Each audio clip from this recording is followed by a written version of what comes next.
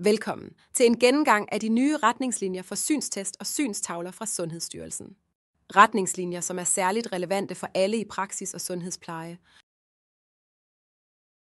Sundhedsstyrelsen har nu udarbejdet nye retningslinjer for synstest.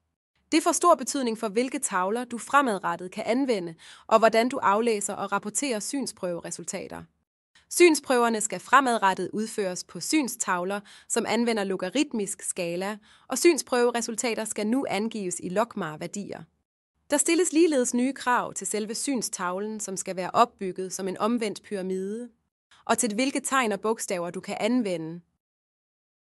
Når vi skifter tavle- og målemetoder, sætter det sig spor i de grænseværdier, vi anvender, når vi for eksempel skal afgøre, om et barn har synsproblemer, som fordrer, at vi visiterer til øjenlæge. Vi ser i det følgende nærmere på de krav, som indførelsen af de logaritmiske tavler får for dine synstavler, synsmålinger og rapportering af synsprøveresultater. Her ser vi to typiske tavler, som de kendes fra mange lægeklinikker og sundhedsplejere. Figurtavlen Østerberg og en bogstavtavle. Det er tydeligt, at de ikke er opbygget ens. Størrelse på figurer kontra bogstaver springer i øjnene. Og på de enkelte tavler varierer linjeafstande. Antallet af figurer og bogstaver er ovenikøbet forskellige fra linje til linje, og det gør sværhedsgraden vilkårlig. Havde vi taget afsæt i andre tavler, havde vi set nye varianter af at fylde hele tavlen ud. Og det er ikke lige det, grundreglerne for opbygning af synstavler foreskriver. Det er svært at forestille sig, at der kan udføres synsprøver, som giver retvisende og sammenlignelige resultater med så individuelt forskellige udførelser af synstavlerne. Og når der på den enkelte tavler tydeligvis ikke er samme sværhedsgrad per linje, så bliver synsprøveresultatet også noget tvivlsomt. Det rettes der nu op på, med nye tavler, der følger nye retningslinjer. Her ser du to synstavler fra danske ISO-EIS, som er opbygget logaritmisk i en omvendt pyramidestruktur. Linjeafstande og antal tegn og bogstaver per linje er det samme ned over tavlen. Tegngeometri, linjeafstande og afstande mellem tegn følger nøje fastsatte regler, som beskrevet i ISO standard 8596, regler som også Danmark og resten af EU har tilsluttet sig. Lad os lige se lidt på disse vigtige grundregler. Med logaritmisk skala er skiftet i sværhedsgrad ned over linjerne ikke tilfældig og afhængig af producentens forgodtbefindende.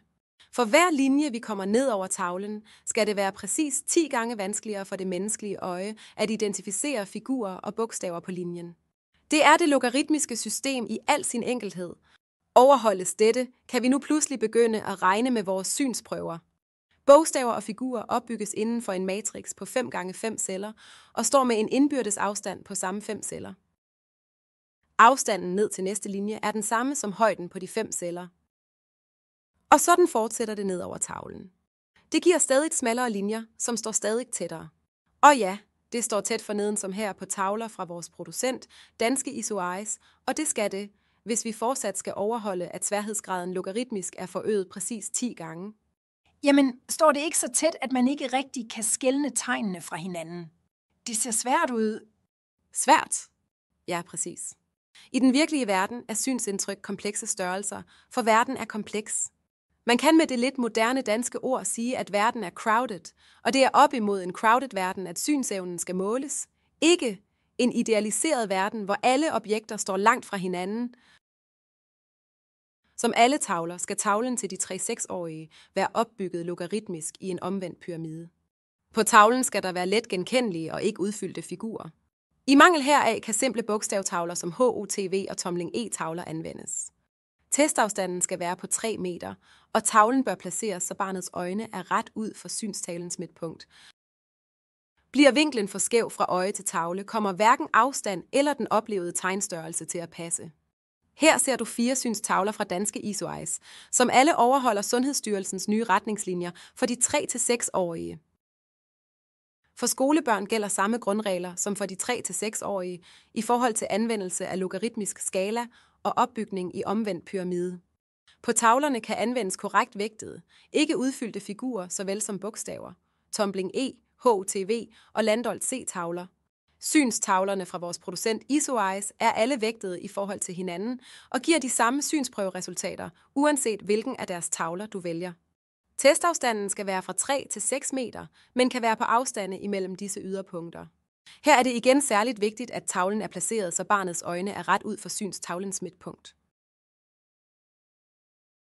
Vi opererer i Danmark med en række grænseværdier for at tage aktion på det opnåede synsprøveresultat. Værdier som 6-9, som er grænsen for, hvornår et barn skal visiteres til yderligere undersøgelse og behandling, er velkendt. Det samme er 6-12, som er grænseværdi for at have lov til at køre privatbil. Med den nye LogMAR-måleenhed ændrer disse værdier sig ikke, men de kommer til at hedde noget lidt andet. Grænseværdien for visitation af førskole- og skolebørn hedder fremadrettet LogMAR 02.